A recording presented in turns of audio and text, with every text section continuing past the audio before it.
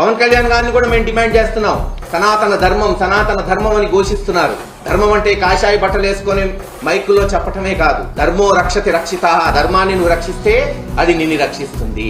మనుస్మృతి ప్రకారం ధర్మానికి 10 లక్షణాలు ఉంటాయి. ఏంటది? ధైర్యం, క్షమ, సత్యం, దొంగతనం చేయకపోవట, స్వచ్ఛత, ఇంద్రియాలను నియంత్రించుకోవట, బుద్ధిని సద్మార్గంలో తీసుకెళ్లట, జ్ఞానాన్ని పెంచుకొనుట, లేదు సత్యం మాట్లాడుట, శాంతంగా ఉండుట. ఇవి ఎక్కడన్నా కనపడుతున్నాయా? మైకులు ఎత్తి అమనాభూతులు, విమర్శలు, ఎదురుదాడులు తప్పితే ఈ 10 లక్షణాలు ధర్మాన్ని రక్షిస్తాయి, ధర్మాన్ని నిలబెడతాయి. ఈ దేశం కరుణాకర్ రెడ్డి గారు ఇచ్చిన వెంటనే చంద్రబాబు నాయుడు గారు సరే ముఖ్యమంత్రి గారు పెద్దానికి పోరక్కర్లేదు, లోకేష్ గారు పవన్ కళ్యాణ్ గారు అక్కడికి పోయి, ఎందుకంటే తిరుపతి గోవు సెంటిమెంట్లే కాదు, అన్ని రకాలుగా భావోద్వేగాలతో కలిగిన అంశాలు ఇవన్నీ. ఒక సీరియస్ ఇష్యూకి వాళ్ళు పోయి ఈవో వల్ల కావట్లేదు, చైర్మన్ గారి వల్ల కావట్లేదు, అధికారుల వల్ల కావట్లేదు, ఇంక ప్రజలు ఎటువైపు చూడాలి చెప్పండి? ఆ దేవుడి వైపే చూడాలి. మహాప్రభు నువ్వు నిర్మించిన బిడ్డలం గోవుల్ని నువ్వే కాపాడుకో ఇందాక చెప్పినట్టు.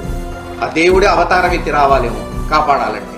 ఇప్పటికైనా కళ్ళు తెరవండి. ఇచ్చిన మాటలు ఇటు పక్కన పడేశారు. ఎలక్షన్కి ఇచ్చిన మాటలు జనం అదే అంటున్నారు. ఎలక్షన్కి ఇచ్చిన మాటలు నట్టేటిలో ముంచి ప్రజల నోట గడ్డ కొట్టి సొంత వారికి దోచిపెట్టి సభలకెక్కువాడు సచ్చు పెద్దమ్మరా అంటున్నారు.